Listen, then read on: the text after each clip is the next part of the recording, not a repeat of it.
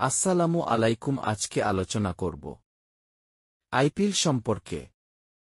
আইপিল হল একটি emergency contraceptive pill যা অনিরাপদ যৌন সম্পর্কের পর গর্ভধারণ প্রতিরোধে ব্যবহার করা হয়।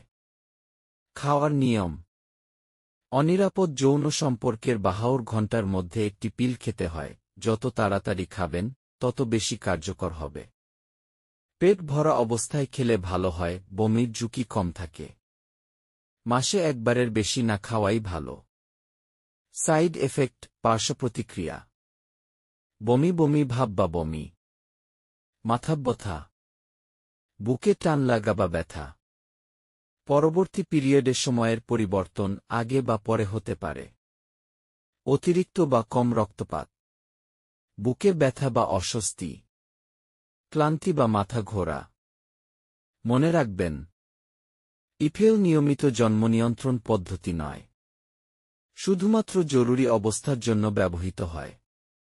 ঘন ঘন খেলে হরমোনের ভারসাম্য নষ্ট হতে পারে। প্রয়োজনে একজন গাইনি বিশেষজ্ঞের পরামর্শ নিন।